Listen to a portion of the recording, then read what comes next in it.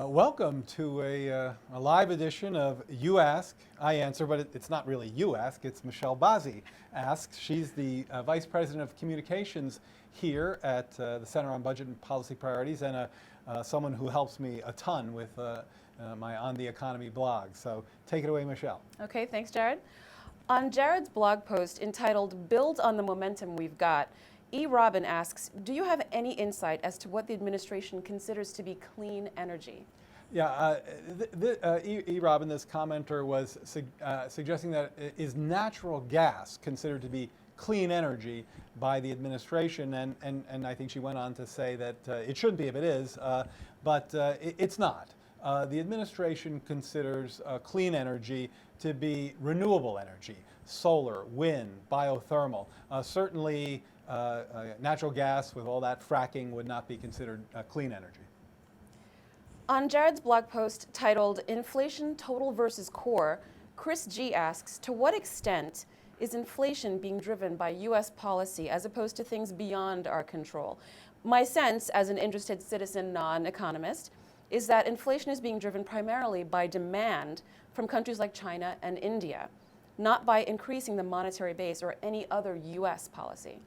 I think that's right, and it's a good question. I think what he's questioning about there really is if inflation is something that's a function of other countries and their demand, why would we want to try to do something about it here, especially if that would slow down growth? And what we really need now, if you're thinking about any kind of a trade-off between growth and inflation, what we really need right now is growth. I think the important point there is that whether you look at core inflation, now this is inflation when you take out the more volatile food and energy costs, that's what the Federal Reserve is thinking about when they're deciding whether to raise interest rates, slow growth, try to take some momentum out of inflation. Core inflation remains very tame. It's around 2%. I wrote that blog because it was creeping up a little bit above 2%, and I was trying to suggest nothing to see here, folks, move right. along. And so the key point is it's true that we can't affect other countries, but we can very much slow growth down here, and it would be a mistake in the interest of targeting the phantom menace of inflation right now to target inflation when we really need more growth. Let's move to something that I think is really important to your readers and to you. Let's talk a little bit about private equity firms. How or if do they contribute to the economy in terms of creating jobs and fostering growth? A number of readers have been asking this question. It's a great question. One of the reasons I like the question so much is because, of course, private equity is very much in the news right now, and not saying anything about the candidate himself, but certainly Mitt Romney's prominence has led a lot more people to be interested in this question. What do private equity firms add or subtract? And the answer is, Michelle, that we don't really know as much as we should about this. A lot of the information is proprietary. It's not government kinds of data that we can easily crunch.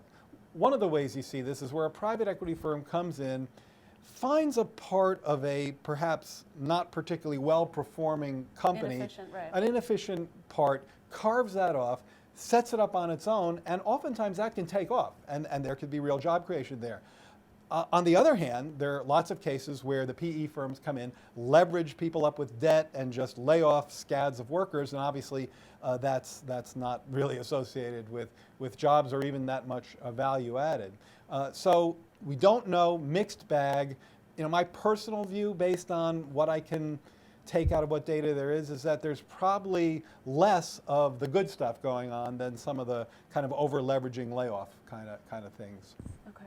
On another timely issue, the Commerce Department recently reported that the U.S. economy grew at a 2.8% annual rate in the last quarter of 2011. In his comment on your post on the topic, Jay asks, Mr. Bernstein, if you have time, could you please do a post on the idea of escape velocity for the economy?